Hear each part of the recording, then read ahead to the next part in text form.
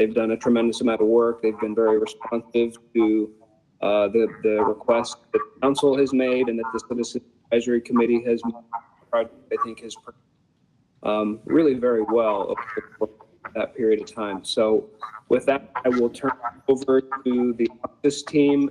I don't know who all we have here, but I know we've got Jim Rutledge, Chris Roberts, and Gary Black for sure, and perhaps a few other people. So with that, take it away.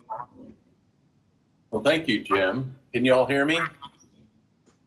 Yes. Yes. Well, it's a pleasure to be here. Mr. Mayor and Council, as Jim was saying, we've completed about a little over a year's worth of work here. What we're going to show you today is the outcome of the 25% design development package that we've put together. We ran through it about a month ago with the Citizens Advisory Committee and made a few last bits of changes to sort of get everything in alignment. But I'll just kind of run through the show here. We're going to kind of hit on a few of the design updates, looking at the site and landscape and the building layout, which really hasn't changed too much. And then Jim will talk on the architectural character, which has continued to evolve, looking both at the exterior character and interior character. And then we'll try to wrap things up in about 15, 20 minutes here for any questions or discussions that you might have. Just to reacquaint everybody, we're at Settlemyre Park is the site of the existing aquatic center. It's what's shown there kind of in gold. There's a lighter gold section. It's the existing aquatic center, and then the proposed addition and renovation in the larger gold section. It sits on the south end of First Street. It's where we've located the main entry, but it also fronts Front Street, which has a more industrial scale to it. And then a part of the park design is about weaving the community trail kind of through Settlemyre Park, going from the east to the west. This, as you know, we've been looking at multiple alternates, starting with a base option. The base option is what is shown in white there, which includes a remodel of the existing aquatics pool and wading pool. It includes new community center wing to the north that fronts up towards First Street. We also have looked at the location of a one-court gym, which is located on the south side of the building, and then parking that runs on the east and southern edge of Settlemyre. We've got the three alternates, what we're calling alternate A, this is the warm water pool, alternate B, which is the extension to a two-court gym, and alternate C, which is a partner space that is located up at the community wing. We're showing the relocation of the tennis court, which is currently at the corner of Oak and Front, would be moved over to make way for parking.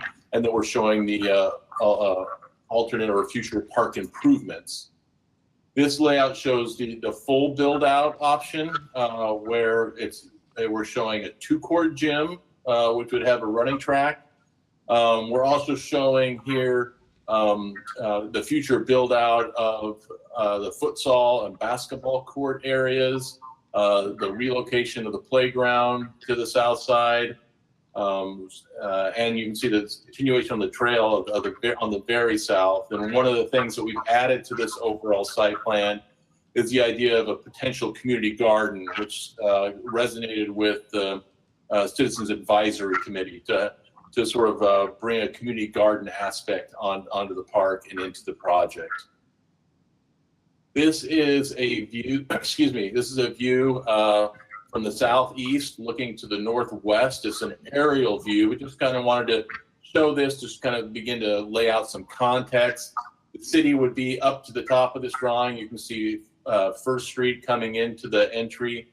We're showing the expanse of photovoltaic arrays to actually have the building be as green as possible and produce energy. We're showing the community garden boxes down in the bottom left-hand corner there. And then also the futsal / outdoor basketball area is kind of shown in the green. And then we've got the sloping lawn terrace that goes up to the aquatic center and down to the park proper. You can see we've also been working on the circulation paths around the perimeter of the building with a long arching walkway that connects the park back to Front Street as well. Just a quick look at some of the close-up views of the front entry. We've got the drop-off area as well as some stormwater planters at the main entry. We've really massaged and brought in some more landscape elements into the plaza, so it's a little softer and more refined. You can kind of look off to the right-hand side of the page here and see the qualities of those types of spaces that are outlined or described on the left when we're talking about stormwater planning, the storm channel. So the idea of the storm channel is that we're kind of celebrating a lot of the water that comes off the roof and into retainment areas around the site. The program areas, so we're going to start off with a full build out here, which is showing the 2-court gym, and that's in the orange, number 9 there. You can see the extension, number 8 is the warm water pool, 6 is the existing pool. Really not a whole lot has changed here. Over the course of design development, we've really just been refining and working with consultants in terms of the structural systems, mechanical systems, making sure all the parts and pieces are there to move forward when the project starts back up. Number 4 is that partner space. 2 is the centrally located, in the purple is the centrally located administration area with a reception desk that has views so you can supervise and see throughout the building at the location. We've got sort of the larger entry area that's kind of really a community space that then either takes you west through the community wing or to the south to the gym and aquatics. And then on the upper level, we've just been honing in the fitness areas. We've got the large multi-purpose room that looks out to the north down First Street. We've got a bank of cardio equipment that looks out to the east. Then we've got some free weight area, which is in the number 4 on the south, kind of close to the number 6 there, that overlooks a running track that runs around the length and breadth of the gym. And then the base option is just looking at a single court gym, same community space, aside from the partnership area, and then a refresh of the pool area, the existing aquatic center. So 5 would be the existing lap pool, 6 would be the existing wading pool. We would do a little bit of reconfiguration in there and move the spa to the south, so it's a little bit more generously sized spa in the base option, and then upgrades, brand new locker rooms and the like on the first level as well.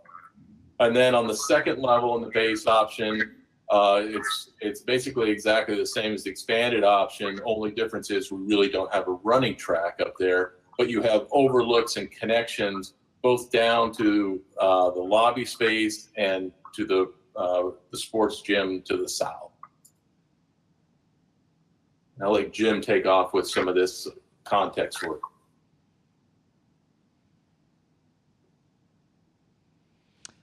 Jim, you're on mute still.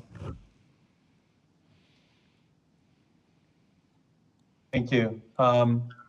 Working with the Citizen Advisory Committee, we've spent a lot of time talking about how this project really fits and captures the character of Woodburn. It has a sense of belonging, and as Chris said, the site kind of sits between the kind of commercial retail area of Woodburn where there's really kind of a fine kind of scale and breakdown of the various retail elements and different colors that are used, as well as the relationship to the industrial area across the tracks, and to the west, the residential context and the landscape of the park.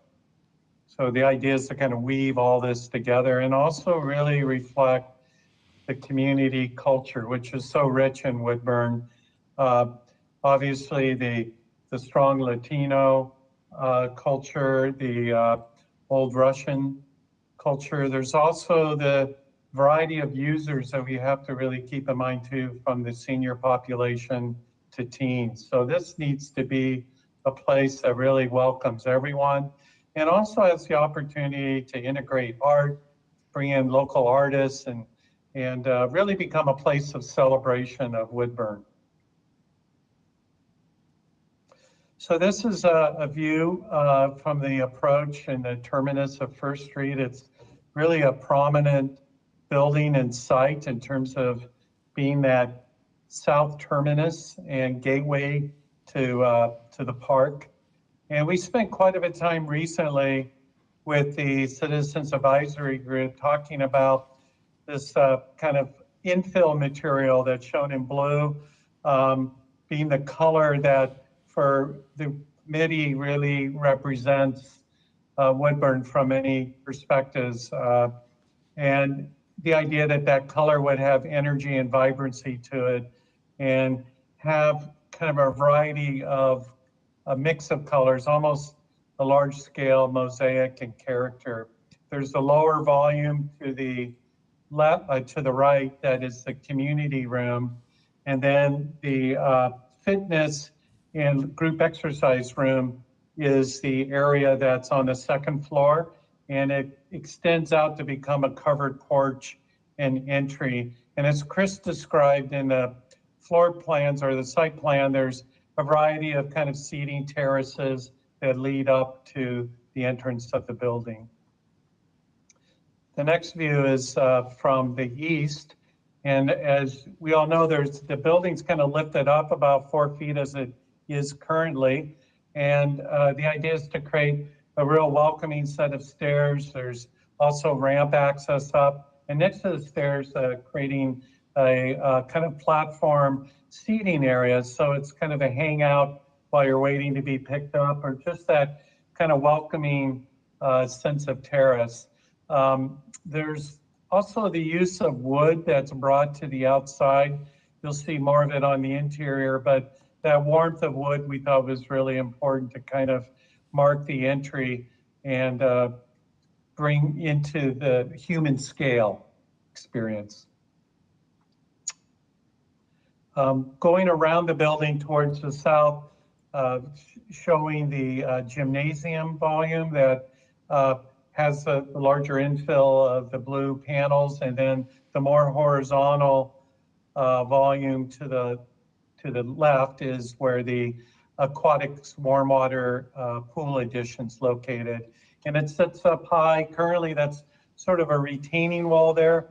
And what we're proposing is creating a sloping lawn that's south-facing, becomes a really nice hangout for the park. There could even be seating for music and cultural events. It overlooks as well the children's play area, which is at the kind of bottom of the image. And then this is the approach as you walk in the front entry doors, creating really the kind of living room of the building. A nice welcome desk that you can see the use of wood there. Multiple kind of seating opportunities in smaller groupings. So it feels very friendly. The notion of creating a 2-story light-filled space, almost like a interior courtyard that would bring into that environment the opportunities for local artists to do wall murals. As kind of placeholders, we've shown some murals in a couple different locations here.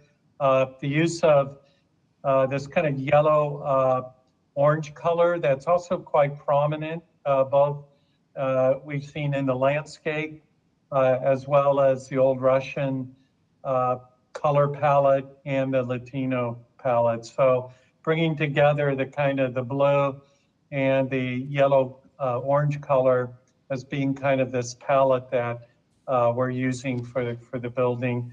And then as you go down the hallway towards the locker rooms and the gym, thinking about that being a gallery wall where there could be changing art that could, or photography or history of Whitburn that could be on display there. As you go straight down in this view towards the right, that takes you to the community room. There's a special events room for parties and just a meeting room for the community. Behind that lower mural wall is also a child watch area. And then a partnership space that's at the end of the hallway. Good. I'm sorry, Jim, I lost my connection. Okay. I'll get back up and running here. Let's see. Sorry. No, that looks great. I apologize. Is that the view? Is that the view from technical upstairs? difficulties here. I'll start with the multi-purpose gym here. Yeah, no, this is great, the gym. That's perfect. So as you go down the hallway towards the south, it takes you to the gymnasium. This is showing the 2-court gym, and it can be subdivided into 4 separate courts, which is really great for basketball camps and different youth programs. You got volleyball going along in one court or pickleball. So a lot of variety can happen here. There's the walk jog track that's shown here with again, that kind of yellow orange color. That's the guardrail that wraps around. The blue being used for crash pads along the sidewalls. And then also the idea of including some graphics and celebration of athletics and accomplishments in Woodburn. These black and white images, again, are just placeholders and opportunities to take the gym and really kind of celebrate the accomplishments of the community. This is a view from the 2nd floor. It's from the cardio weight loft, and it's looking down towards the lobby. You can see the reception desk and then the stairs that lead up to this level. So it's very open and friendly. There's a skylight area that brings light down into the kind of the living room. That's shown in the left-hand corner. Even the idea that perhaps some of the murals and artwork could be come up and be expressed from the lobby up to this level as well. That's where we're seeing straight ahead in front of you. And then lots of windows and opportunities to look out to the distant views to the east, mirrors, and creating a light-filled space. So it's an environment that doesn't feel intimidating, especially for first-time users.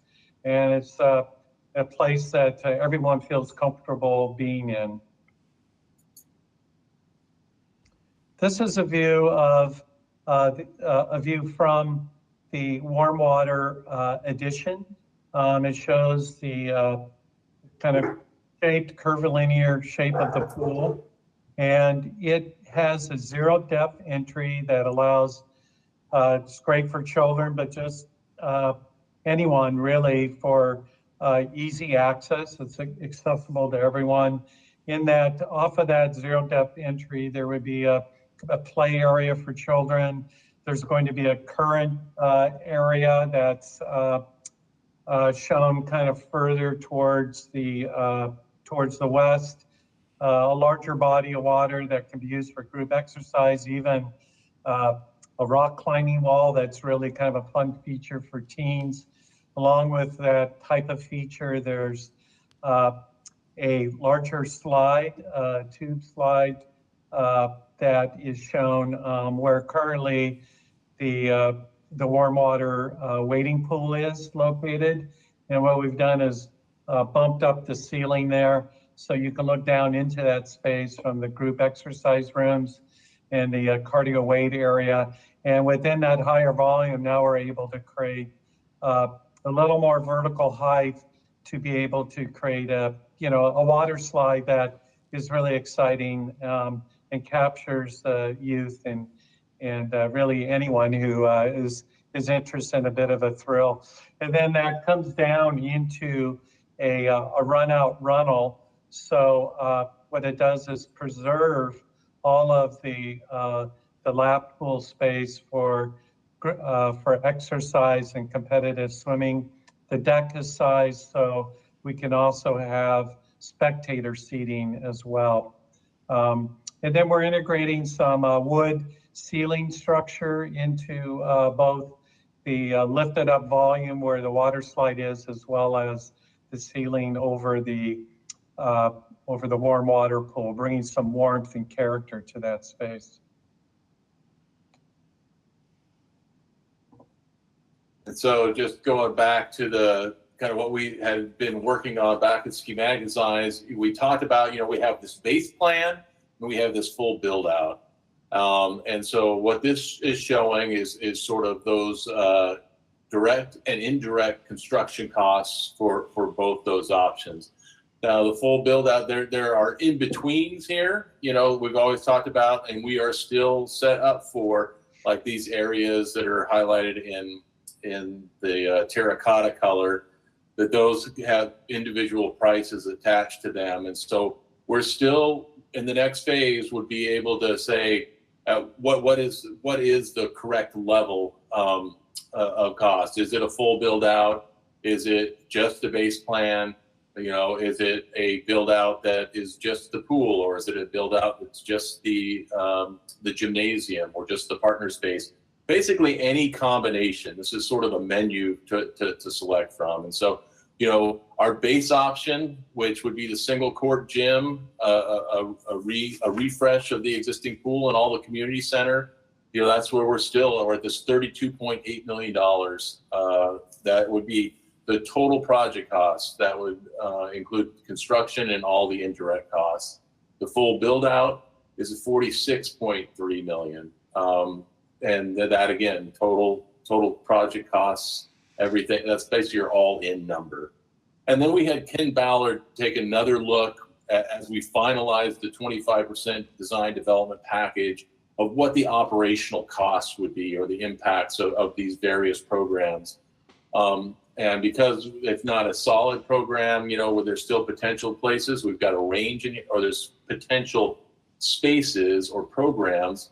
There's a range that your operational costs would be like your yearly operational costs are in $650,000 and $700,000 in the base plan option. You'll see the operational costs actually dip down in the more full build out, and that's because there's more revenue generating that can happen in those schemes. So while the build out's more, your operational costs are less, and so that's what this graph is meant to show. And with that, we appreciate your patience. It's been a fantastic ride working with you folks, and we hope to move on to the next steps, but we're open to questions and discussions if there's any. All right, counselors, if you unmute, I'll see that you would like to ask a question.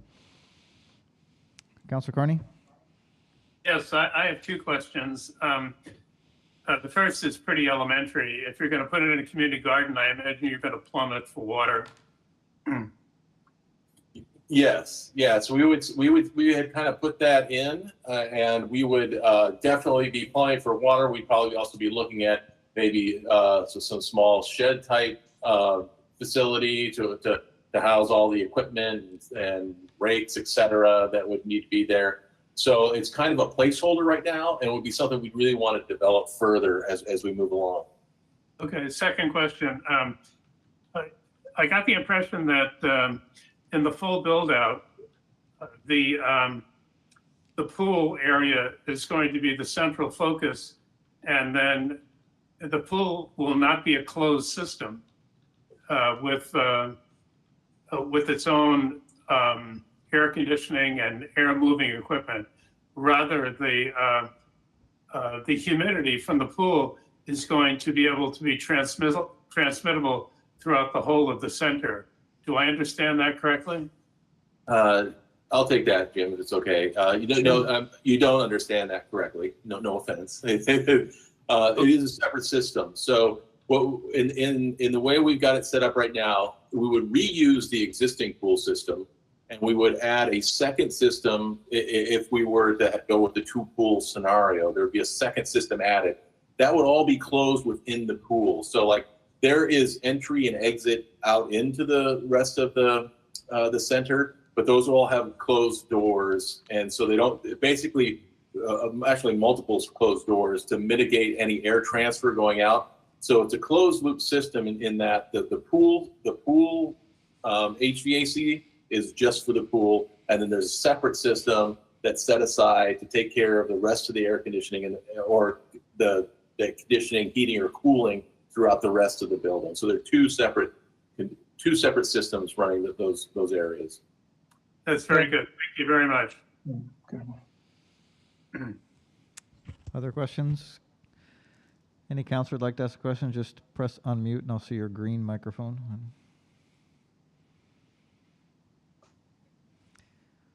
All right, Counselor Ellsworth? I don't have any questions because I was part of the citizens discussion. I have to say that this group did a really good job of listening to all the different perspectives. And I want to commend them on quote unquote sharpening their pencils, because I believe at one point we were looking at $50-something million, and our full meal deal, as it were, is down to 44. And at 44 million, it's granted that's a lot of money, but we've come down quite a bit and have been able to hit everybody's dream or what everybody really was pushing for. So I want to say congratulations on getting a design that allows us to pick and choose, but also one that meets everyone's needs and is at a more reasonable price than what we started with. All right, any other questions or comments? Like an add, that Councilor Ellsworth was just right on with compliments of this committee that had such an attention to detail and attention to Woodburn. And the amount of work, I mean, when this started, to be honest, I'm like $1 million, like that's a lot of money to like get to this point.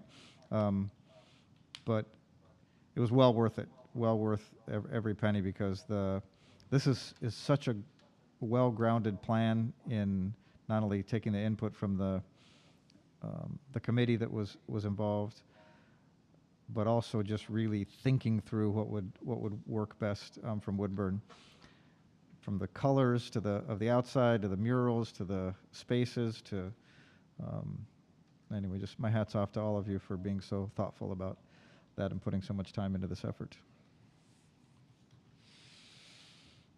All right, Jim, do you want to add anything? Jim was responsible for shepherding this all through. Well, I think one thing that would be really nice to point out for those that maybe don't know, but you're right, $1 million is a lot of money. It accomplished quite a great deal in terms of moving this design along. But even more remarkable is the fact that the funding for this project came through the state's lottery bond financing program. So it was a great opportunity for us to take advantage of some outside funding to move this project along. You probably remember that we were initially, before COVID hit, planning to potentially put this on the ballot in November of 2021. We've kind of since decided to just take a step back, complete this phase of work, and see where we are as time progresses and how the community kind of recovers economically, and then we can, if the time is right, pick the project back up and continue to move forward. All right. So with some good luck, we'll be working with your fine group into the future, we hope. Got our fingers crossed. All right. Look forward to it. Thank you. It's been a great experience for us, and really think highly of your community. If there's any way between now and when you decide to move forward that we can help out or do presentations, we're happy to support you in any way. All right, thanks very much, Jim. Appreciate it. And please convey that to the whole team of the people that came down from and who worked on every aspect of this. Yeah, Definitely. thank you.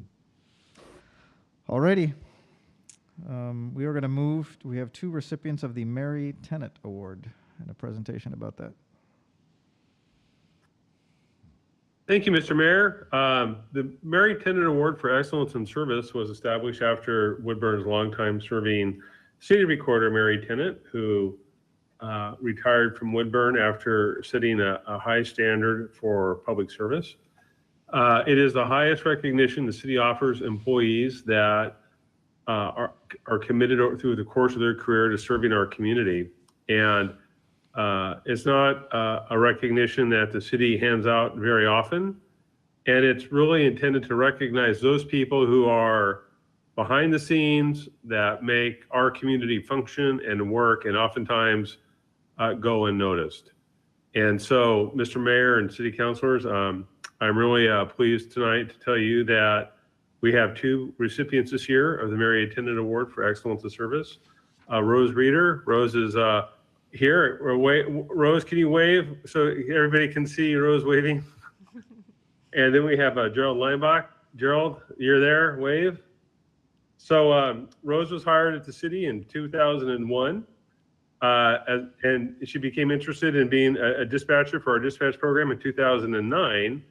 And then later became our lead bus driver, I think in 2015, where she remains today. Rose serves our community in our transportation programs, and she also trains new bus drivers, I understand. And then Gerald started with the city in 1979, and I started in the finance department. And then in 2000, he changed his position to information systems specialist. And then in 2013, he became an IT network administrator for our city. He keeps all of our technology working smooth. And he probably cringes when I call. He still takes the call and keeps me up and running all the time. But it's this type of commitment from employees that make our city function, that help us do what we do so that Woodburn can continue to be a place of opportunity for our residents.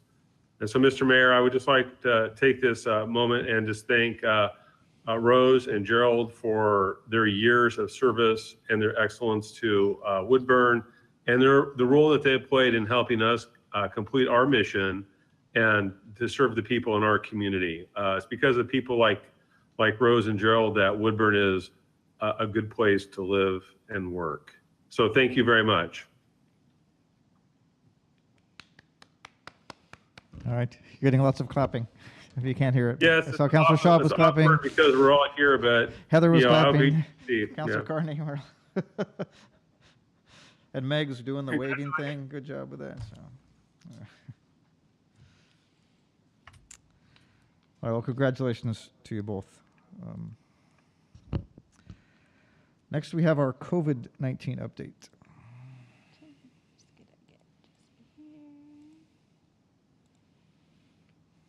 Good to see you, Jesse. Hello. Hi, good to see everybody this evening. One moment here, I'll get the presentation going here. Give me one You might want to moment. let Rose and Gerald know that they are welcome to sit here and watch, but they're not required to sit here and watch the rest if they didn't want to. That's true. Well, good evening. Oh, go Hi. ahead, Scott. Oh, no, Jesse, I didn't mean to put you right on the spot. I know that you're working on a presentation we talked about, and then the governor announced some new restrictions starting later this week. Yeah. Were you able to incorporate that into the presentation? I know that was more focused on funding. Can we talk a little bit about what that means for us in Woodburn before we get into the presentation? I've been asked a lot of questions about it. Yeah, absolutely. I actually have that. I'm going to lead the meeting here with just a little COVID update to give some just minor background context to where we're currently at.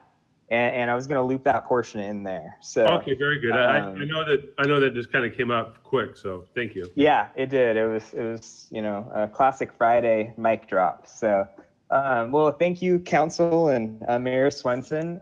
Tonight, we're going to have Maricela Guerrero as well as Jamie Junk and myself presenting on some of the COVID-19 community funding programs that we've been able to be a part of and bring into our community, and something I'm really proud of to be presenting on to everybody. So before we get into all of the programs and things like that that we've been able to kind of bring to our community, I wanted to again give a COVID-19 update. So to give some context, I think everyone has heard that that there was the new governor's orders or placing a pause on several counties across the state. That number started out at 5 counties, has risen to 9 counties.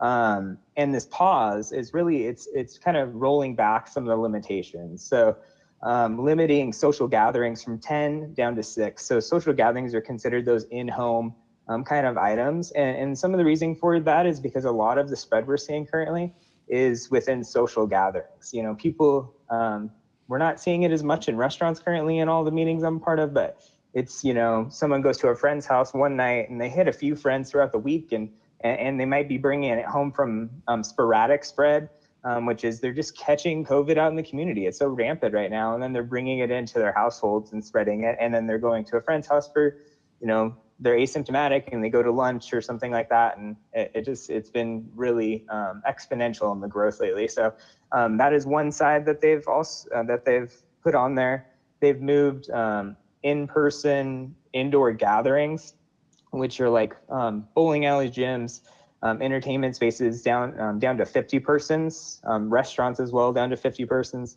And this includes staff. So it's either 50 people or 35 square foot per person. And this includes staff in these restaurants. So that definitely affects our small business communities.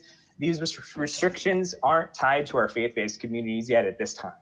I don't know why that wasn't in there, but she made it clear that it's not tied directly to our faith-based communities at this time.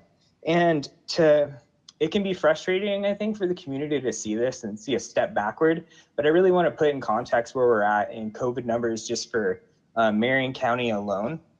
And so last week, in Marion County, there was a positivity rate of 8.84%. So that's the number of positive cases versus the total number of tests. And that was 371 cases. Over this next week, between November 1st and the 7th, we saw 15.35% in Marion County. To put that in perspective for the state, last week we saw about 8.5%, and now we're up to 11.87%. So there's a lot more spread going, and that positivity rate kind of gives you a better picture when it comes to spread. It's just not the total number of cases. It really is. There's more cases out there. It's just not more testing, I should say. So that kind of gives you an outline there. Some other points to note is in Marion County, we're pretty safe at the moment from everything I hear with our hospital systems. I was just on a call with Marion County prior to this one, and they said at this moment, Marion County hospitals are still holding great capacity. In the metro area, though, they are, it was mentioned that they're about 90%.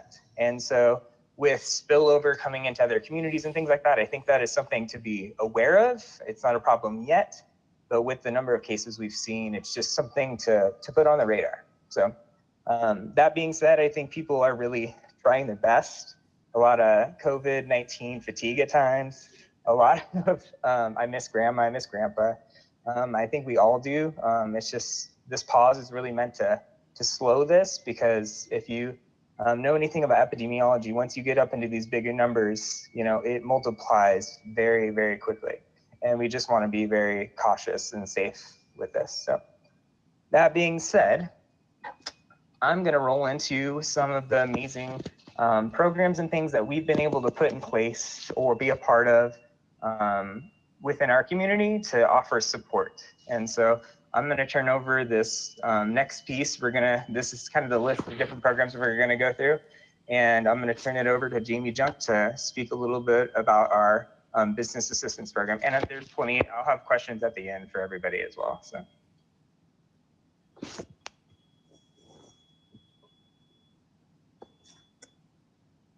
Okay, try that again. Great. Thank you so much, Jesse. I forgot to push my mic. Well, good evening, Mr. Mayor and City Councilors. Thanks for the opportunity to talk about our business assistance programs that we've been collaborating on with our state and regional partners, as well as our internal departments. It's really been a great opportunity to work together. So we started right after the COVID pandemic hit, and we started seeing our businesses really struggle. Tony and Tony Turley, our finance director, and Scott Derrickson, our city administrator, were able to identify some funds from our general fund balance of $50,000 to where we could put that out to our business community. We also then had Rotary, thanks to our Rotarians on the leadership of our community, or our leadership of our city, was able to garner another $10,000. With that $60,000 we initially had, we were able to support 53 businesses with small grants of $2,000 to $500. It wasn't a lot of money, but at that time they were really in need, and we were able to at least provide them enough to keep their lights on. That also gave us an opportunity to apply for and receive Business Oregon Round $3. We applied for and received a grant for $60,000. Round 3 with Business Oregon is a very challenging program. It limits the amount that you can fund to a business based on how much other CARES funding they had received, or PPP or EIDL, or any of these other federal funding mechanisms that were put in place. So that's been a challenge program. However, we have been able to fund, I believe we funded 8 contracts or 8 applications with those funds. And we still have a little bit left. We're waiting to find out if Business Oregon wants to roll that into another program or not. And then recently we've kicked off, just a week ago, we kicked off another round of city's funding of $60,000 using the city's CARES dollars that were allocated directly to them. And we've already gotten 5 applications in. We're going to run it for a couple more weeks, but we are getting quite a bit of response. One of the challenges we found is that these funds are limited based on how many other dollars have been received through CARES programs. But the benefit is we're connecting with our businesses and really getting a sense of where they are and where our funding may not be able to help them. We have referred them on to programs through the Willamette Workforce Partnerships and other funding that might be able to provide that financial assistance to them. So of the $180,000 we've had available, we're really doing some good work with it. We've gotten, like we said, over 60 applications or participants thus far. We're still distributing money, and all of our funds, however, have to be spent by the end of December. So that's also a time crunch. Our businesses are in need, and we're doing everything as a community and as a city that we can to help support and foster those businesses in our communities. So. Thanks, Jamie. I appreciate that. And also a shout out to Tommy for telling me my headphones are squeaking. So I apologize to everybody about that. Oh, 1 second here. I think I accidentally clicked too many. Oh no, here we go. So we also were able to, there was a grant that Mr. Rao on this call actually sent to Jamie and I from Northwest Senior Disability Services in the amount of $20,000 that we were able to apply for, and one of the qualifying factors was food security. And of course, in our local community Aware, we reached out to Gabby over there, and we were able to get those the Marion and Polk Food Share folks on the call, and Jamie did an amazing job writing the grant. We came alongside them to provide kind of a holistic approach in the way of providing education materials as part of this grant, as well as PPE and other materials. So we provided some coloring books and other things like that, just to the food bank in general. But this funding specifically had a focus on food security for seniors within the Latinx and indigenous language communities. And so at this time, the program is still being administered by Aware. We have provided them with all the education materials and things that we can at this time, and continue to be in conversation with Gabby. She's, if anyone knows her over there, she is an absolute rock star, and she has just done amazing things over there and just created some great relationships. So really glad to be a part of that one. And again, the reason we put these dates to be distributed on the bottom is because some of these have a little longer timeline, but a lot of them were tied to CARES funding or other things that were actually running out toward the end of the year here. So I'm going to turn it over to Marcella for the mortgage assistance program with Dev Northwest. All right. Thank you, Jesse, and good evening, everyone. Right. I'm going to give a quick update on the mortgage assistance program. And this is a $413,000 of reallocated city housing rehabilitation funding. And we, Dev Northwest is currently administering this program for the city. And if you may remember, this is a no interest loan that while the loan is in place, there are not any payments or interest due on that. And the borrower is repays the loan back at the time that the home is either sold or refinanced. And really the goal of this program is to keep people in their homes and not to lose their due to foreclosure or being hit economically in one way or another. Maximum allocation per household is $20,000. And to this point, there have been 12 inquiries, 4 applicants, and 1 pending allocation. And that might not seem like a lot, but according to Dev Northwest, a lot of these homeowners currently that are looking for, or their homeowners currently are in some type of forbearance due to COVID. So they do expect interest to increase once the forbearances run out and the moratorium runs out at the end of December. So they've kind of seen that around the state with same type of program as there is here. And one of the gentlemen that is the one that is going to be funded here soon is basically has used up all other options. And this is a program that's going to be able to keep him in his home and protect his investment. So they know that this program is going to do some good work, and it's starting to do that already. And that's all. And a big note with this program too is the date in which the funds must be distributed, right, Maricela? Yes, this isn't just focused on COVID. So this is a revolving fund that once the loans get paid back, they go back into the fund again, and it continues to recirculate itself within the community. And this is a program that is specifically for Woodburn residents. Their primary home is here in Woodburn, and they are currently behind on their mortgage.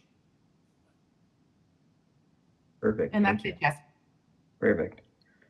In addition, as we were looking at the community and what the needs were and working with community partners, rental and internet assistance came kind of floating to the top there. Again, there's been the kind of non-eviction notices and things like that were available. So the city actually contributed $50,000 of our CARES funding into this, and we're working with Love Inc. to distribute this with their skill set to vet clients and really put them through the process. We thought it was a good partnership there, and so these applicants have can apply for up to $2,500. And that would be, the checks would be made out directly to the landlord. So these funds aren't going directly to the clients, but they're going to directly to those payments, as well as internet assistance. We wanted to tie into this program as well, with so many people working remotely or so many people having, with online schooling. We wanted to tie that in there as well. So if people are struggling to meet that need, we wanted to support them in that. And so this program has started last week. There was, I believe, 12 inquiries when I spoke to Monica Davis at Love Inc. last week. And so it's just getting off the ground. They have all their applications, the process is in place, and now we're starting some allocations. I think we'll probably start by the end of this week. You'll start seeing some folks getting some of this funding. And again, since this is tied to our city's CARES funding, all these funds need to be distributed by December 30th. So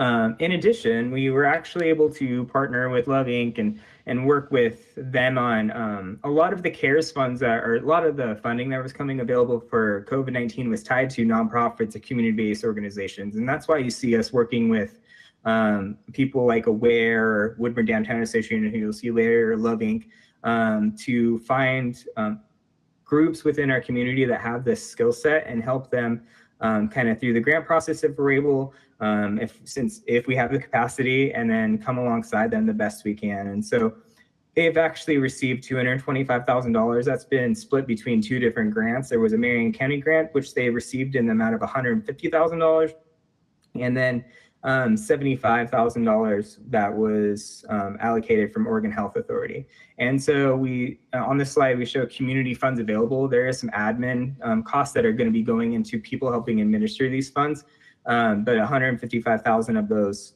dollars are going to be going back into the community. And this is for utility, childcare, and prescription assistance. So this is, again, many of the utility companies are very gracious in the way that they placed a moratorium on payments and things like that. But again, these companies need to function, and so those payments are coming due. And so we're hearing that some folks, are behind on utility payments of, $500,000, $1,500. And so right now there is a max allocation per participant in this program of $2,500, but this also can go to if they need help paying for childcare and they've been affected by COVID. Really, anyone who's been affected by COVID and it's affecting them in these areas, Love Inc. should be able to help facilitate. And they're also a really good partner in the way of networking and guiding people to other programs. So we've helped get them more resources or educate them on other programs that they might not have been knowledgeable on, but hopefully as they do their intake process, they're able to facilitate if people don't qualify for these programs. And the OHA funds, the $75,000, are supposed to be allocated are all spent by December 30th.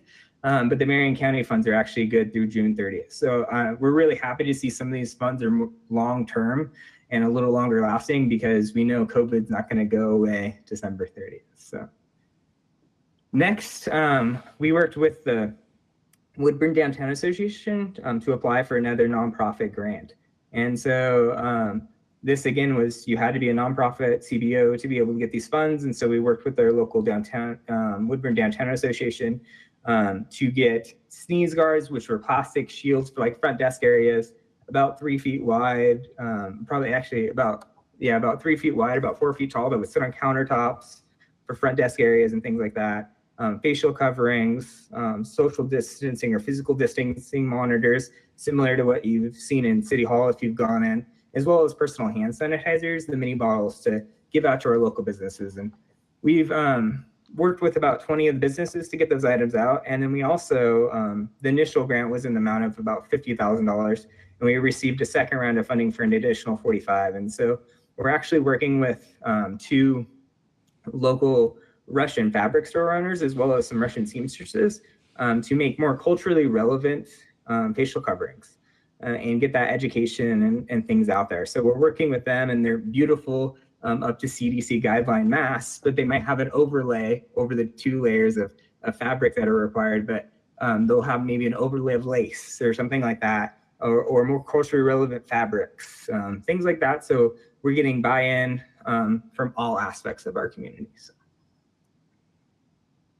Next is our public transportation. So as many of you may know, we've actually, since COVID started, gone to a non-fee system within our transit system. And I think it's been a real benefit to those users of our bus system. And when transit's an issue, those, and especially in a time like this, those extra funds for to just get transportation to and from the grocery store, to and from work, are really, really a huge need. And currently they've received, the city's received $139,000 or almost $140,000 with those funds from the Oregon Department of Transportation through the CARES funding, or the federal transportation area. So, and we have through June 30th to use these funds. And as you can see, we have been using them. There's been additional cleaning processes, many other safety precautions that these funds have also helped us keep our patrons as well as our drivers safe during this time. So this just gives you kind of a 10,000 foot view of the breakdown. So we have, you know, a large amount in PPE and education. This kind of breaks down all of the grants and kind of what categories they fall into. $25,000 that can be gone to be forwarded to childcare assistance, prescription, etc. And really the number I'm extremely proud of, and the team and all of these amazing nonprofits that are doing the work, is the $1.12 million that we've been able to help bring into our community. You know, this maybe is a little skewed because of our housing assistance program, which is funds that you know, our city administrator and legal team have been able to tap into. But I'm, you know, the 413 there, but you know, I'm still so proud of the way we were able to find these funds and find partners to be able to come alongside us with this. So. And then here's the total breakdown of the grant funds and where these funds are coming from. So Oregon Health Authority has contributed $170,000 to these different programs, Marion County with $150,000. You know, obviously our City of Woodburn funds, our city CARES funds, etc. as you go down the list here. So again, totaling that $1.2 million.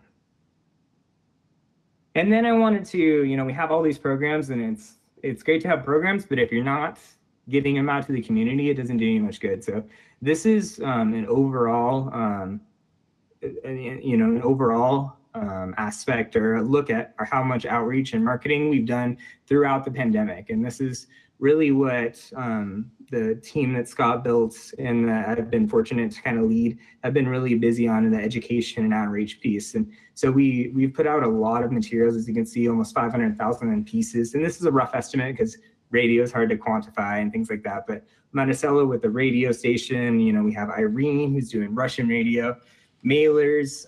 You probably see us in the mailbox every once in a while with those large 6x9 postcards. Obviously, Tommy with the social media and e-blast. It's just been a really well-rounded effort to try to get this education out, not including just our community partners that we reach out to on a regular basis. So, all right, and then now we're to questions. So. Well, Jesse, I'm going to jump in real quick before there's questions. And I just recently learned that the city received a $45,000 ODOT grant to assist with medical transportations as part of our transportation program. Yeah, it's good news. And of course, transportation funding from the state for our traditional services is going to be sketchy as the state starts to suffer under the economic impacts of COVID too. Certainly our transportation program has been financially a little touch and go in the past few years. This $45,000 will help us maintain the medical transport program, which quite a few people rely on to get to the doctor, to get pharmaceuticals and other things. So we're really happy to get that news. And then I also wanted to say too, the reason we brought this to you tonight was I wanted just to highlight how hard our team has shifted gears and reallocated their time and the mission of the organization based on the direction of the city council to be proactive and to support our community in times of COVID. We've got people who are engaged in this that were doing things completely different than this prior to COVID. And they've done a fantastic job, I think, restructuring, repurposing, and focusing on the needs of our community where they are to the best of our ability in real time, and adding capacity to local nonprofits to help them bring in resources to meet the needs of our community that probably could not have happened without the horsepower of our staff and the expertise we have at the city to support our local nonprofit organizations, and relying on the good relationships with our nonprofits and our faith community and Love Inc. And you know, we had all that infrastructure in place when COVID hit, so we were able to move quickly to take advantage of whatever the dollars were out there that we could bring in for Woodburn. So that's part of why I wanted to highlight this tonight. Also, to help just spread the word that these resources are available, and to get the word out to the community that if they're in need, there's multiple avenues that people can approach to try to solve that need in this time of COVID. So Jesse and the team, you guys have done outstanding work. I'm really proud of to be associated with everything that has gone on with you guys. Thank you. Really appreciate it. Thanks for leading us, Scott. I really do appreciate that. And I think to your point, the resource we do have, if you go to the City of Woodburn website and you click on COVID-19, Tommy's done a wonderful job of kind of condensing down our resource page now. And so it's a really easy bite-sized way to find these resources and others that are even outside of this. There's farm worker relief programs that are out there. There's a lot of amazing programs that are out there, and we're doing our best to try to help facilitate those as well. So. No, I don't have a question, but I do have a comment. Thank you so much, Jesse, Jamie, and Marisela for all the work that you do.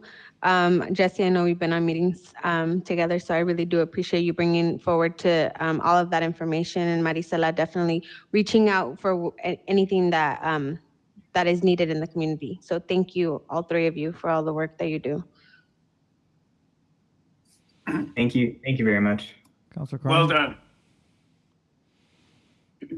done. Very well done. I'm very proud of what our staff has done and through the leadership of Scott, and to learn that $1.12 million has been spent on our community, and knowing that are programs still available. It's such a tremendous coup for the city of Woodburn. Thanks, guys. Terrific job, all of you. Jamie, Jesse, Marticello, Jim, and everybody. Good work. Thank you, Counselor. I really appreciate it. And I really do advocate to everyone on the call, all our counselors, and if you hear of people in need, like, refer them to us and we'll do our best to get them help. It might not be something we have, but we will definitely try to find something. So. Councilor Ellsworth, you.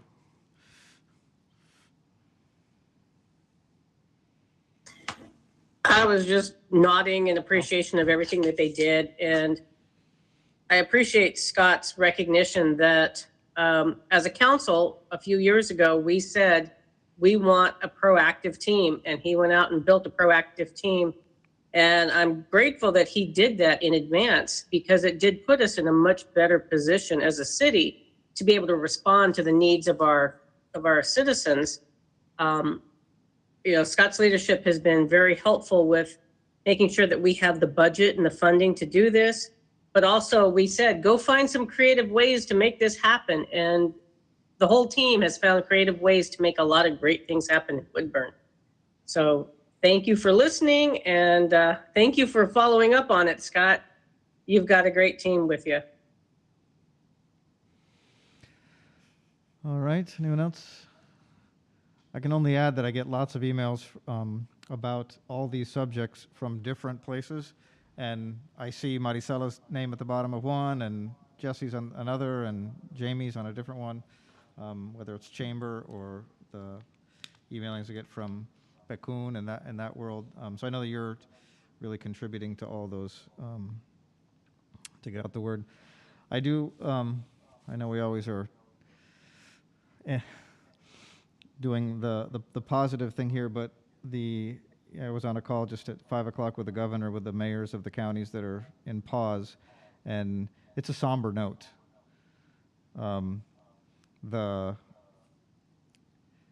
Pausing for 2 weeks, many of us are seeing is maybe a prelude to closing, right? And so this message of getting people to only gather in groups of 6 in their homes is a message I know we've been sending.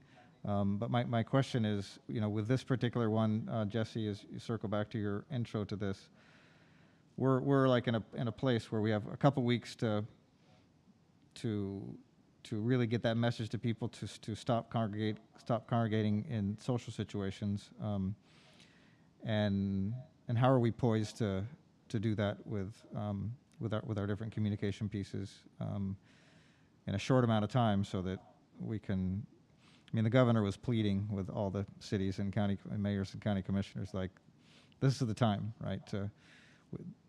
We don't get through this, we close again, then we're back in similar situations that we were before, so. Yeah, no, absolutely. It's kind of one of those things where I'm glad we have resources in place, but we're going in the wrong direction. That's the truth of the matter. And I think, you know, Maricela, with her relationship with Radio Padera, I know she's going to be able to have conversations with them and their messaging. She was on the radio on Friday before the press conference. And things like that, and through her networks, as well as, you know, our connections with Irene and Russian Radio, and then our social media presence. And then just, we have, again, these nonprofits around our communities within Cocoon, and there's Capaces, there's OHDC, there's so many good people. And I hope they just, and they're on these same calls, and Debbie can advocate for, you know, in her professional role, she's on calls with these same folks. And I think that's how we need to do it. It needs to be coming from trusted voices. And it, you know, it's a wake up call for sure for our community. And hopefully it's heard because it can get worse. And that's a scary thought. It's the reality of it is a scary thought. And I assume this is happening, but to double check that with working with the school district, they've got the robocall and they've also got the mailing possibility. We have everybody's address that pays water. Are we getting some things out through the school district? And then a follow-up question to that is, with the text that we got during the wildfires, and people are, what's our access to not only put a mailer together in 2 days and get it out to everybody in the different languages, but to access, text messaging to people in case of an emergency? To be honest, I personally don't think a mailer is the solution here. It's not quick enough. And we know the mail system's tapped as is. I think radio is a good way. I think the schools is a great way. I honestly can't answer for the emergency response system. That would have to be Scott or Chief Ferraris on that, or Metcom.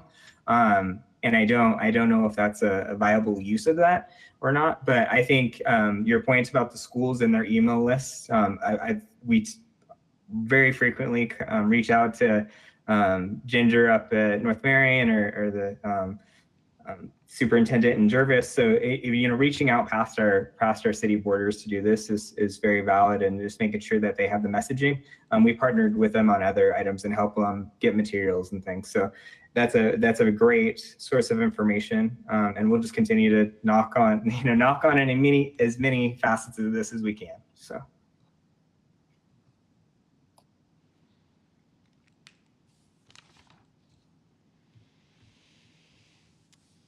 Mayor Swenson, I have a question. Councilor Ellsworth? Yeah, I know that a lot of our families and a lot of our households are larger than a household of 6. We know that housing shortages in Woodburn is a real problem. Are we seeing that having multiple families or multiple families in one household is exacerbating this issue? Or how are we helping families deal with maybe needing to isolate when one member is sick and not spreading it? Yeah, and so we actually put out some messaging. CDC had guidance on, small dwelling messaging, as we were calling it. People, when there's 8 people in a 2-bedroom house, things like that. And so we put that out in those postcards in our social media. It's on the resource website. But we put that messaging out there in English, Russian, and Spanish. In the way of isolation paths in just their homes, to be honest with you, there is the option through Marion County with the hotel, and so that is an option if it comes down to it. But in our messaging, it really talks about. And it's so hard in a home, but that person needs to be isolated to a single room. They should be using a bath in their own individual bathroom if possible. If not, you're cleaning it in between. You're wearing a facial cover. Everyone in the household is wearing a facial covering during this time. It's possible. I actually have spoke to a few people that had other people in their household that had COVID and they fortunately did not get it. You just have to be very, very vigilant. And that gets extremely hard when you have kiddos and different things like that. So it's a tough reality. And Monticello, you turned on your camera. So did you have a comment? Yeah, Counselor, I was also going to say, we also have our community organizations that do provide either some funding or services around isolation housing and things like that. So we definitely share those resources out there with the community so they can take advantage of those too. All right, any other questions for this topic? All right, there's the next few weeks will tell where we go with this. Okay, we're going to move to the consent agenda. May I have the city recorder please read the items aloud? The items on the consent agenda are as follows. Woodburn City Council minutes of October 12th, 2020. Woodburn City Council executive session minutes of October 12th, 2020. Acceptance of a public utility easement at 691 North 1st Street, Woodburn, Oregon, 97071. Crime statistics through September 2020 and building activity for October 2020. Would anyone like to remove any of the items or ask a question about them? I'm seeing none. All right, we'll entertain a motion. Mr. Mayor, I make a motion that we accept the consent agenda. I second. All those in favor? Aye. Opposed? Motion passes. We're going to now move to general business.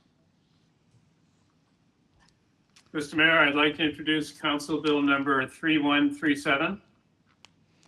Council Bill 3137 has been duly introduced and being an ordinance requires 2 readings.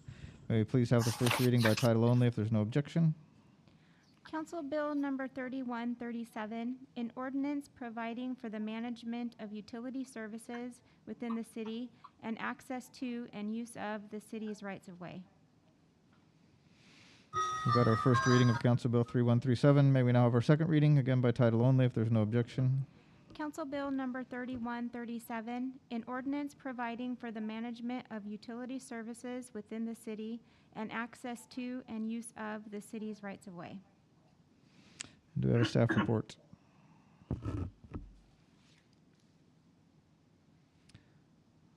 Is there a staff report? Says the red letters I'm reading. Good evening, Mr. Mayor, City Council. This is Mackenzie Granum, the Assistant City Attorney. I'm here this evening with our right-of-way consultant, Reba Crocker, returning on 2 items this evening, both this ordinance in front of you currently, as well as the following agenda item, Council Bill number 3138, the resolution setting right-of-way utility license and usage fee rates. We don't have a presentation this evening following the work session we had last month, but we are here and available to answer questions. And then I do believe that there are 2 individuals from the telecommunications industry that wanted to provide comment prior to voting on these ordinance and resolution this evening. So point of order, Mackenzie, should we introduce the next one as well? Or do you want to hear the input first? It may be helpful to hear the input first. I know that it will likely discuss both the ordinance and a following resolution, but then you can consider each of those items as a separate agenda council bills. Okay. All right. Well, we have Kim Allen, who would like to present.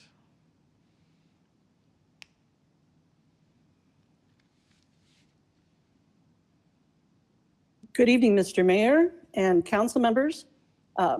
Thank you for the opportunity to provide additional comment on the proposed ordinances on behalf of Verizon Wireless. With the continuing pandemic, robust and reliable wireless networks are more important than ever to families and businesses that find themselves working from home and relying on the wireless network for virtual meetings such as this, online learning, telemedicine, and ordering goods and services. First responders rely on the wireless network to process calls and transmit data in real time. The ordinance as proposed is a disincentive to deployment of small wireless facilities and may materially inhibit the ability to provide fast and reliable wireless service. I sent a letter on Saturday to mayor and council and to the city attorney outlining 3 primary concerns. One is that the imposition of a gross revenue-based fee for use of the right-of-way on macro facilities only creates a calculation problem. Verizon generates revenue in the city of Woodburn from its network, which is comprised of both small wireless facilities, or will be, and macro facilities.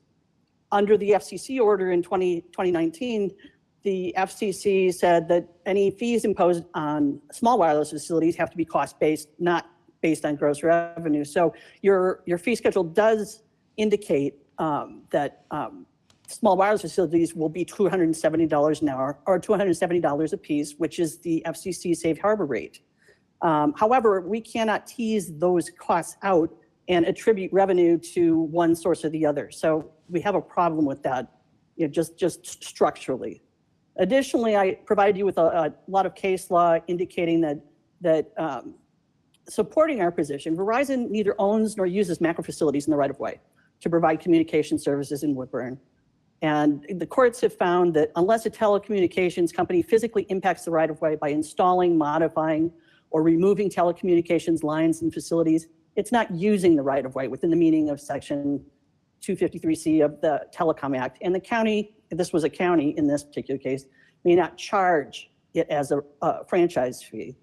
Also have courts that have held that the city's unsupported assertion that a non-facilities-based provider is using the public right-of-way is unpersuasive. In fact, it's a metaphysical interpretation of the term use that defies logic and common sense. Here in the state of Oregon, in Quest versus Portland, a case out of in 2015 federal case, found that actual use of the right-of-way does not include purchasing service from other utilities that have facilities in the right-of-way.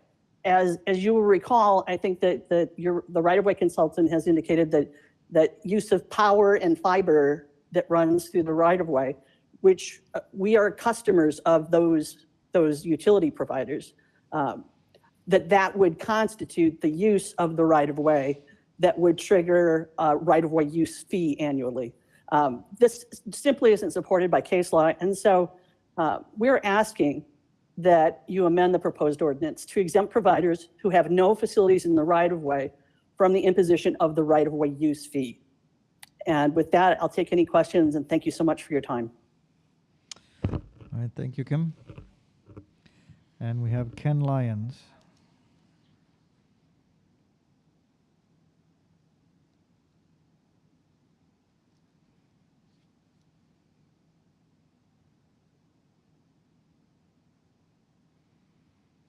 Ken, can you hear us? Ken Lyons?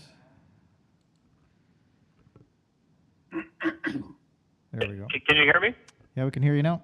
Did I figure it out? Yep. All right. Thank you so much.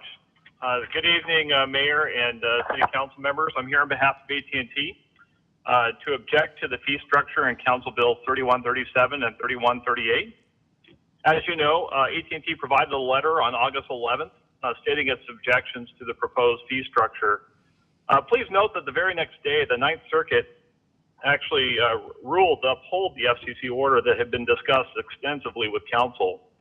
In short, we believe the gross revenue fee on the 7% of gross revenue fee on wireless violates federal law. The city's consultant has stated that the proposed bills that are before you fully comply with the recent FCC orders as it relates to fees, and we would respectfully disagree. The FCC order on small cells has much broader implications than just small cells. The FCC order found that a percentage of revenue fees are categorically not based on cost and therefore are not allowed. And that basis is based on Section 253 of the Telecom Act of 1996. It's not limited to small cells. That means that even if we don't propose small cells within Woodburn's right-of-way, the prohibition on fees that are not cost-based still holds. It also seems to defy logic that there would be an interpretation of federal law that the 7% gross revenue fee would apply when AT&T currently doesn't have any facilities in the right-of-way. But if we built just one small cell facility on a utility pole, the 7% of gross revenue fee would go away. We think that's challenging. Please note that in general, we don't take exception to the city's proposal to move away from franchises and more towards a right-of-way licensing structure.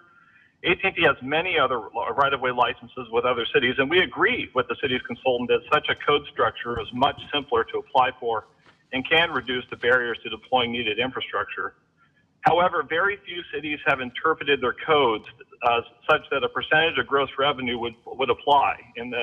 It's very important to note that the very few of the list of cities that the council has been presented with as having adopted a similar structure as what Woodburn is considering, have tried to apply the percentage of revenue to wireless. And the ones that really do predate the FCC order that came out in 2018. So again, we just respectfully submit that we believe the percentage of revenue fee violates federal law. In a lot of ways, it's operating, it really means to be a tax, but it's being called a fee. So even if we don't have any facilities in the right of way, they want the fees to apply, which again is it's trying to treat it like a tax. So anyway, we appreciate your time. We appreciate your consideration. We know you spent quite a bit of time on this subject, and we appreciate all the important questions that have been asked. And again, we respectfully submit our comments, and I'm here to answer any questions you might have. Thank you. Okay, do we have any questions for Ms. Allen or Mr. Lyons?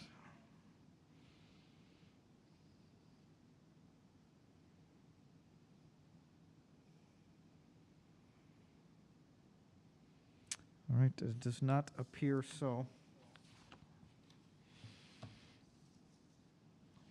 Okay, so now we'll enter into any discussion with our council. Or any other comments from McKinsey?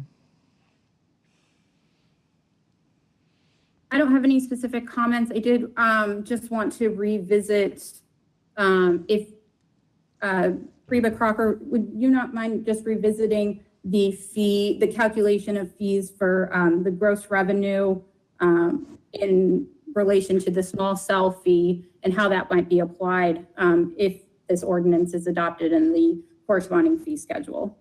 Just to clarify the usage fee from the small cell fee. Absolutely. I don't believe Woodburn has any small cells in the city currently. So all of the providers are actually would be under a gross revenue provision, which is proposed at 7%. The small cell fees and the FCC order specifically stated that small cells can be charged a reasonable estimation of the city's fees, and they determined that the safe harbor amount would be $500 for the application up to 5 sites, and then $270 per site per year. They wouldn't pay both fees. There is some debate about that right now as to whether they should or shouldn't. But proposed right now, they would pay just the small cell fee or the gross revenue fee. So currently, none of them have small cells in your city. They would be under the gross revenue fee. There are cities that do have the same code, and there are cities that also take a step further and have a privilege tax, which is an actual tax on all telecommunications. But for Woodburn, what's proposed, they would just be 7% of their gross revenue earned within the city. Does that answer the question? Yes, I think that clarifies what I was hoping to convey to the council. And I just would like to reemphasize that, one of our goals in implementing a uniform system of this type and a uniform licensing program is that, we do recognize that the FCC comes out with new rules and regulations quite frequently now, and that pending litigation can impact, what fees the city is able to collect. And, having a uniform system of this type allows us to, again, address and change the ordinance or the corresponding fee schedule when those changes come down from the FCC or from pending litigation. It gives us the ability to react more efficiently, more quickly, and again, in a uniform manner that the traditional franchise model doesn't provide for. And that's all I have in terms of materials to provide to you this evening. But again, we're happy to answer any further questions that the council may have. Okay, and Reba, maybe just, is there any other responses to the comments from Mr. Lyons and Ms. Allen that you have? It's basically the same comments that were made before. I didn't prepare anything. I think we went over a lot of that in detail the last time we met. The technologies, laws, everything changes all the time. And that's, again, a reason to do this, is because you can adapt quickly. I don't agree with them and they don't agree with me. And I guess we just have to respectfully just agree to disagree with each other. I don't really see anything new that hasn't been presented before that we haven't went over. Okay. All right. But I'm happy to answer any questions. Okay, back to the council. Any final questions with the council?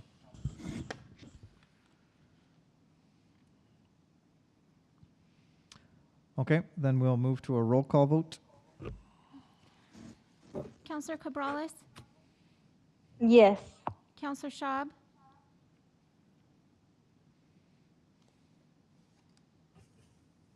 Yes. Counselor Ellsworth, No. Counselor Cornwell, No. Counselor Carney, Yes.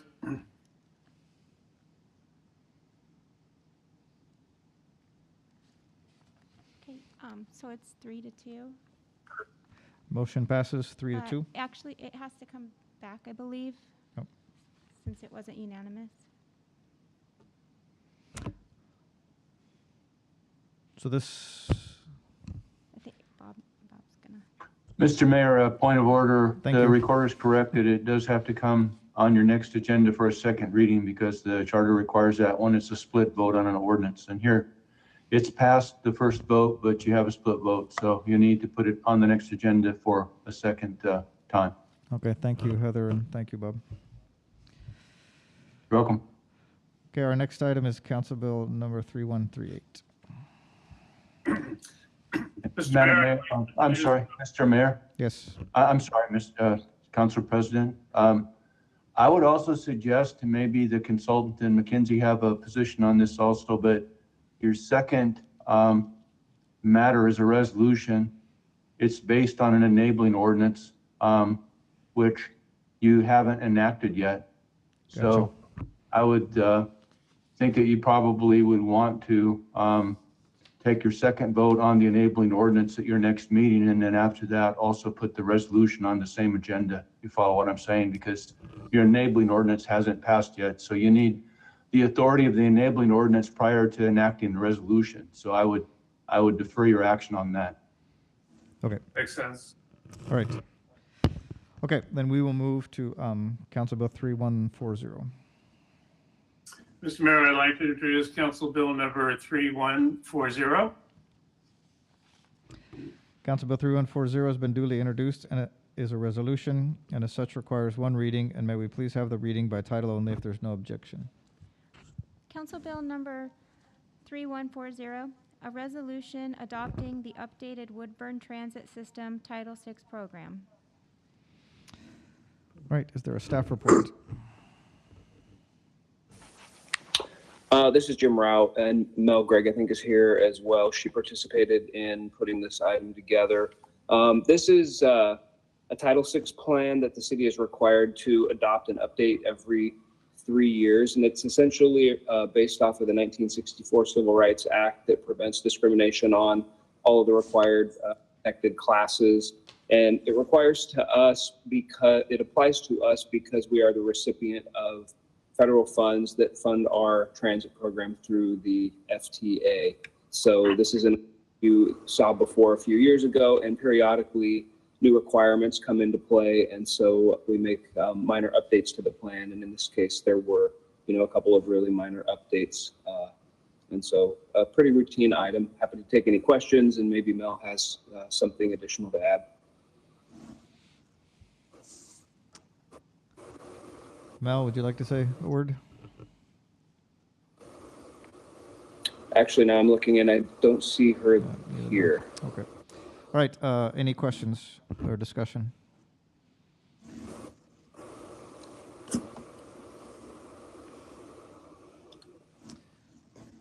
Anyone? All right. Yep. Want to make sure technology is working for people, so. Okay, can we have a roll call vote? Counselor Ellsworth? Aye. Counselor Schaub? Aye. Counselor Carney? Yes. Counselor Cornwell? Yes. Counselor Cabrales? Yes. All right, Council Bill 3140 has been duly passed. We'll next move to item D, design review of Allison Way Apartments final decision. Is there a staff report here? Would you like to say anything before we? If I could, Mr. Mayor, this is Chris Kerr, Community Development Director. Just wanted to kind of give you a summary of exactly what this is in case you'd forgotten. Back on September 14th, the council tentatively approved the Allison Way Apartments, giving staff direction to go back, memorialize the recommendations of the council in a final decision, and that's what's before you this evening. And you may have noticed this afternoon, I asked Heather to forward you an edit that I made to that final decision. So it's been incorporated. It's on page 15. It has to do with the Evergreen Trail. I appreciate Council President Carney's meticulous review, bringing it to my attention. I inadvertently left that out of the final decision, but it's in now. And if it captures the direction of the council, all it requires is a motion and vote from the council this evening. And that will be named the Rob Carney Trail right now after this. Was going to be the Chris Kerr Trail, but you lost your chance. So. Okay, other questions or comments? No, hearing none.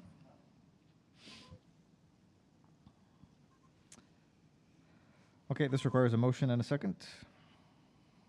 Mr. Mayor, I make a motion that we accept, that we sign the attached final land use decision document. I second it. Okay, all in favor? Aye. Opposed? Motion carries. Okay, next we have a memorandum of understanding with Portland General Electric. And I see we have Wendy Valise, Aurora's newest city councilor, and with PGE with us. Wendy, would you like to make any comments? Good to see you. Just thank you for, I want to say thank you to both Jim and your Council Mackenzie for working with us. They met with us and we worked through through some of our questions and providing an option that really resolved a very critical service of electricity to provide your community that are difficult to address in the current utility program. All right, staff comments? This is Mackenzie Granum again, Assistant City Attorney. I have no comments, just available if you have any questions about the MOU and the purpose and intent behind the document. Again, we appreciate working with PGE and with Wendy, and congratulations to you on your recent election. We just wanted this to be memorialized and the importance of memorializing our understanding moving ahead. The current franchise that PGE is under with the city expires June 30th, 2023. And again, this just memorializes our intent to have additional discussions before that franchise expires. All right, any questions for Wendy or Mackenzie? All righty, this requires a motion and a second. Mr. Mayor, I make a motion that we authorize the city administrator to sign the enclosed memorandum of understanding with PGE. Second. Nope. All right, it's been moved and seconded. All those in favor? Aye. Opposed? The motion carries. All right, we are near the end. Next, you can see on your agenda are the Planning Commission and Administrative Land Use actions. And If anyone on the council would wish to call any of those items up at the time, you may. If not, we'll not call them up.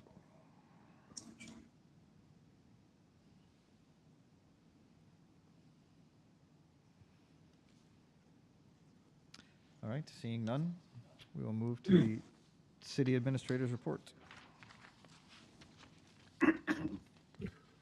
Thank you, Mr. Mayor, city councilors. I got a couple things to go over with you tonight.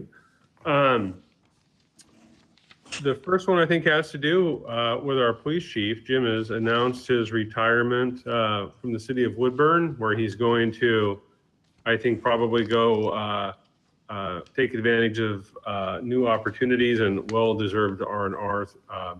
Chief has served our community and many communities throughout his career so well. And it's a well-deserved retirement for Jim. It begs the question, I've been asked quite a bit, what are we going to do when the police chief retires?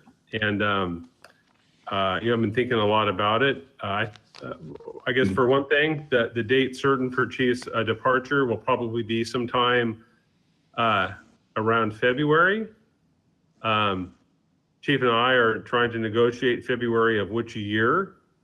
He thinks it could be next year. I'm not so sure about that. So 2025.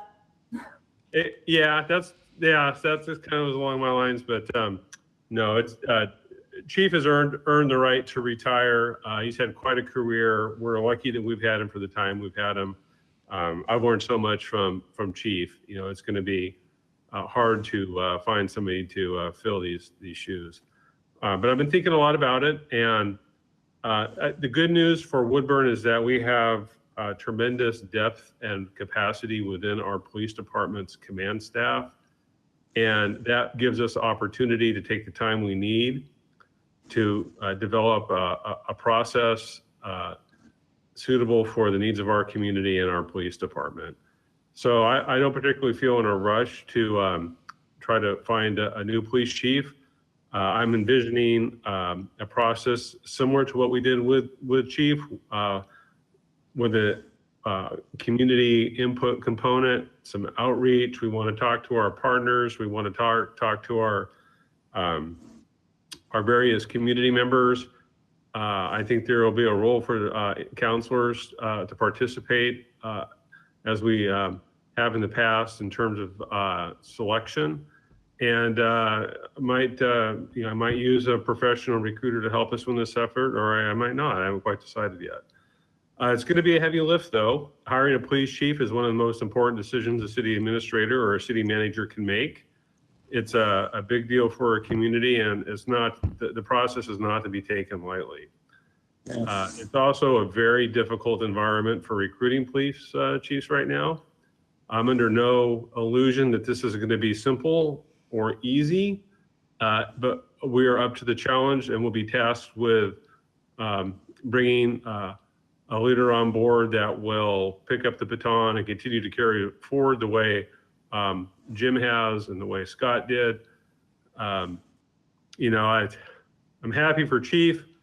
I'm kind of dreading the moment when I knew that we were going to have to start thinking about a process and going through the effort, but we're up to the challenge, and we're in probably a very good position as an organization and community to do so. So, with that, Jim, you know how I feel about you, and there'll be more to be said about it, I'm sure, as time goes on.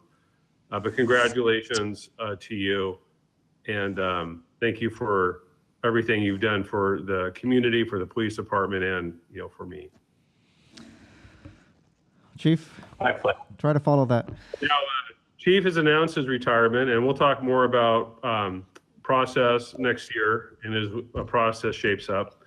But Chief is still on the job. He's still police chief, and he and I have been talking about the last election and the passage of ballot measure 110.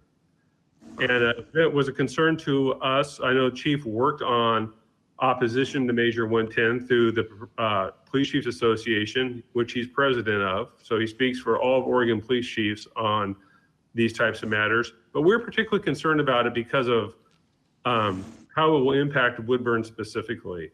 And one of the concerns that we hear quite often has to do with low-level drug dealing that occurs around our city. And with the decriminalization of possession of narcotics in Oregon, we're wondering what does that mean from our ability to enforce those laws or address neighborhood concerns around drug dealing, low level, low quantity drug dealing that occurs in parts of the city. And we already have challenges to that anyways, prior to the passage of this measure. So I asked Chief if he could just talk a little bit about that and how he sees that impacting our policing and what we'll be able to do or not do as he sees Measure 10 coming into play. So, Chief. Thanks, Scott. Mayor and Council, Jim Ferris, your police chief. Measure 110 was billed really and proposed, or at least the proponents portrayed it as enhancements in drug treatment. And the reality is that's not necessarily the case. Here's what Measure 110 does. It provides 0 new treatment beds, 0 new treatment addiction specialists. It takes money from programs that are already funded, school, state police, and other places, and puts them in this new world of decriminalization. It takes what's now a crime and creates a brand new violation, just like a traffic ticket, called a Class E violation that carries a $100 penalty. This is for adults and juveniles. Professionally licensed people can get as many tickets as they can take for possession of heroin, meth, cocaine, MDMA, OxyContin, psilocybin, etc., with no impact on their professional license as doctors, nurses, lawyers, teachers, etc., anyone who's professionally licensed. Juveniles can get tickets, and there's no requirement to report that to the juvenile department of the county. Vis-a-vis parents have no mechanism to find out that their kid got a $100 ticket for having a gram of heroin in their pocket or 40 tabs of OxyContin, which we all know about opioid-related deaths in our community. So this is kind of really uncharted waters and very scary stuff. Our concern at the police leadership level across the state is that this is not going to deter drug use. It's actually going to encourage drug use. One of the big reasons for that belief is court-mandated treatment. Right now, judges in court can mandate a defendant under a criminal charge for possession of narcotics to go into treatment. And we have a number of diversion programs through the courts. The drug court program in Marion County, very successful. The LEAD program, which is hubbed out of Salem PD, very successful. And other diversion programs to channel people who have addiction issues into treatment, all very successful, now will go away. The court will have no juice to mandate that type of activity. So we're really concerned.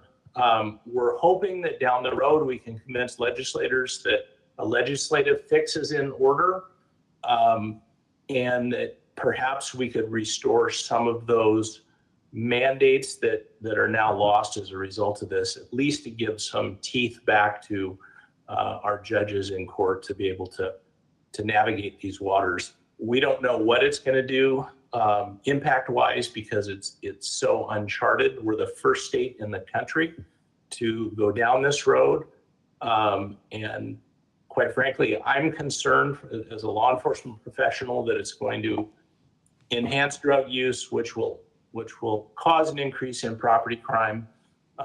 It won't discourage people from using drugs. As I mentioned earlier, there is no mandated treatment as a result of this law passage. There is a choice. A person caught with these small amounts of drugs can either take a ticket or go through a health assessment. And I use that word loosely because a health assessment is very broad. And basically it's a physical and an interview. And then the person is given some information on drug treatment that they may want to pursue. So not a lot of teeth, not a lot of hammer to help people make that decision and make that jump. Chief, one of the questions I've been asked by somebody who I believe is on this call or this meeting tonight, if our police department, if a police officer shows up and confronts somebody and they've got heroin, a small amount of heroin in their pocket, and they get a ticket, do they get to keep the drugs, or do you get to take the drugs? No, we would still take the drugs. This is real similar to when, and please don't take it this way. There is absolutely no comparison between less than an ounce of marijuana and a gram of heroin. They're completely night and day. But back in the days when marijuana was decriminalized and it was $100 or $1,000 ticket, I think back then, we would still take the marijuana. We would do a test, we'd put it into evidence, and then eventually destroy it. We do the same thing here. The question lies in, what do we do with it after we have it? Do we send it to the state police crime lab to have it tested? Do we do a field test? Do we have the tools and training and expertise to do those things? There's just so many questions with this. But no, if we take drugs from someone, it's still contraband. Doesn't matter whether it's a violation or a crime, they're not going to get it back. So I'm happy to try to navigate any questions that council might have, but that's the short version of what we're facing. I do have one question, Chief. I didn't pay attention to this as it approached the election time, and I'm sorry. But when I did do the research and tried to figure out where the money was where the money came from that financed this effort, I was not able to find out where that was. Did your research with your chiefs of police, were you able to indicate who were the facilitators of this referendum? Well, the first part of your question, where the money's coming from, it's actually marijuana tax revenue money that's being diverted from other programs that it's currently funding to this program. So it's taking funding away from programs already underway that are successful and applying it to this program. So that's problem one. The authors, if you will, there's an attorney named Anthony Johnson, who was one of the sponsors of the marijuana legalization bill. He was the author of this measure with some help from the ACLU. And the proponent side of it was funded by $4.5 million contributed by people like George Soros and Mark Zuckerberg and others. Very good. Thank you, John. Thank you, Chief. And congratulations on your retirement. Thank you. Other questions or comments for Chief? A couple more things I just want to touch on quickly here. The League of Oregon Cities is going to conduct its virtual new elected official orientation. Looks like that will be happening in the first half of December, like first 2 weeks of December. I'm going to offer that up to all of our city councilors, and we'll reach out to our 2 newly elected officials to see if they can participate in that. It's going to be an online format this year. I was very impressed with how the League of Oregon Cities pulled off their annual conference virtually. So I'm hoping that this will be a training of value. But it's not just for new elected officials. If you're a city councilor and you want to go through that, again, as a refresher, a reminder to ask questions, let me know. I'm going to have Brenda start working on that this week to try to get people registered for that. You'll probably see me participating in that, not as a newly elected official, but as a trainer on the other side in some portions of it. So just let us know if you're interested in doing that.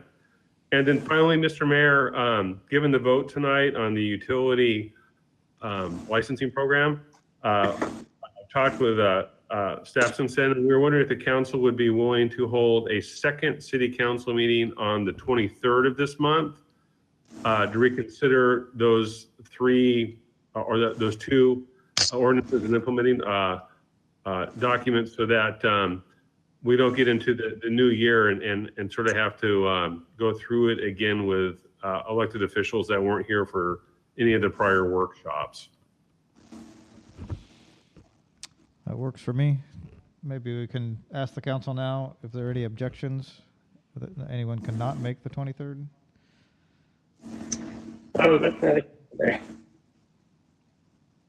Okay. All right, then we'll convene on November 23rd for that item. Thank you, Mr. Mayor. And I don't have any other announcements unless there's anything that anybody wants to talk about. I can just to the date for the training. Our region's date is October 3rd, I believe. December 3rd. Oh, is it October? Wow, that's coming right up. Okay. December 3rd. Hey, December. December. I thought 3rd. it was occurring in the first 2 weeks of December, Yeah. over the course of the regions. But And if you want to do that, let us know and we'll sign you up. Yeah, and people can attend any one of the ones, but that's our group is there. So. Okay, council reports. Unmute if you'd like to report something.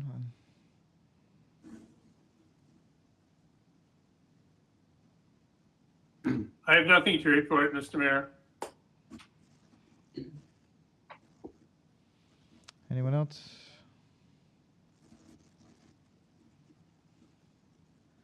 I'm not seeing mouths moving. Aren't you going to? Okay, with that, we'll accept a motion to adjourn. So moved. Second. All those in favor? Aye. Aye. Opposed? All right, motion carries. We are adjourned. Thank you very much. Goodbye, everybody. See you in 2 weeks. Aye. Good night.